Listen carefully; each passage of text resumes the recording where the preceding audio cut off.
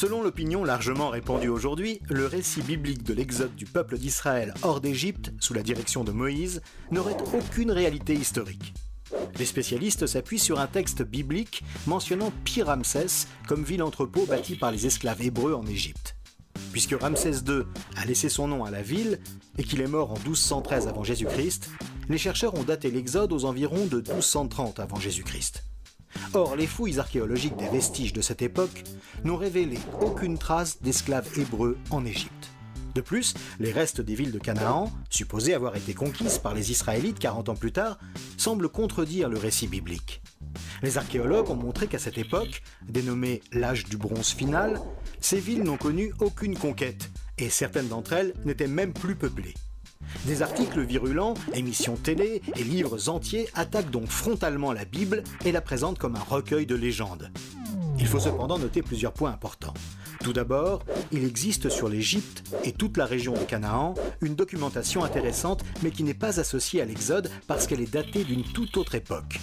Bien que le texte biblique donne des repères précis sur la date de l'Exode, cette indication a été écartée parce que non conforme aux dates généralement acceptées.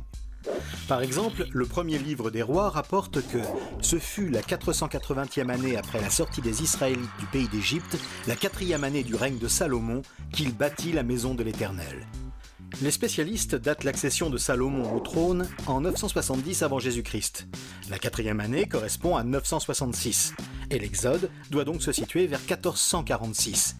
Ce qui établit par conséquent la conquête de Canaan vers 1400 avant Jésus-Christ. Second point important, plusieurs archéologues spécialistes de l'âge du bronze suggèrent que la fin de la période du bronze moyen devrait être retardée pour correspondre aux dernières découvertes archéologiques, notamment celle de Manfred Bietak, grand spécialiste de l'ancienne cité de Ramsès.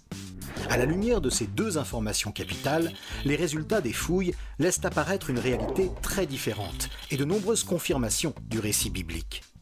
L'exemple de Jéricho illustre le problème puisque l'archéologue réputé Kathleen Kenyon déclara n'avoir trouvé à Jéricho aucune trace de destruction dans la couche correspondant à la période communément admise. Cependant, la couche datée du bronze moyen 2 montre bien une ville fortifiée et qui a été attaquée et détruite par le feu. En 1935, l'archéologue britannique John Garstang avait déjà montré que les murs de Jéricho avaient effectivement été renversés et il avait découvert une fine couche de cendres partout autour du tel, preuve que la ville avait été totalement incendiée conformément au récit biblique. Et le constat est le même pour les autres villes, d'abord considérées comme abandonnées ou sans trace de conquête, mais qui comportaient cependant les preuves de leur conquête dans la couche correspondante à l'âge du bronze moyen 2. C'est le cas de Gabaon et Hébron, qui furent attaqués puis abandonnés, de même qu'Arad, Horma, Lachish et Hatzor. Autre fait remarquable, les restes des villes de Megiddo, Gézer et Beth-Shean ne montrent aucune trace de rupture ni de conquête. Et il se trouve qu'elles font précisément partie d'une liste de villes mentionnées dans le livre des juges comme n'ayant pas été conquises par les Israélites. En fait, il apparaît que la mention de la ville Pi-Ramsès, qui a servi de base à la date traditionnelle, semble être une indication géographique notée plus tard par les rédacteurs du texte biblique, plutôt qu'une allusion au règne de Ramsès II. Cela est d'ailleurs confirmé par une autre mention de la région de Ramsès dans Genèse 47. Le texte dit « Joseph installa son père et ses frères au pays de Ramsès comme le pharaon l'avait ordonné ».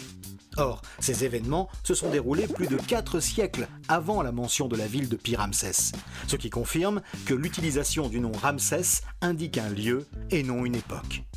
Un troisième point important, les fouilles de l'antique cité d'El Laoun montrent la présence d'esclaves originaires de la région palestinienne dès la XIIe dynastie et qui furent utilisés pour la construction des pyramides comme celle de Sésostris II.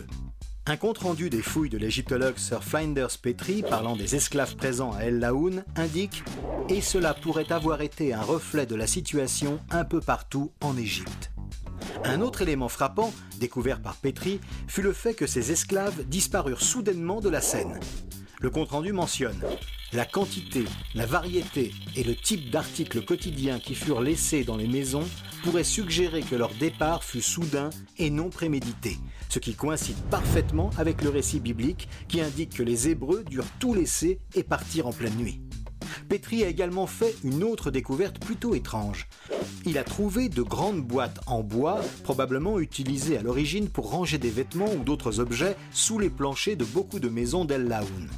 Et ces boîtes contenaient les restes de bébés âgés de quelques mois, parfois enterrés à 2 ou à 3 dans la même boîte.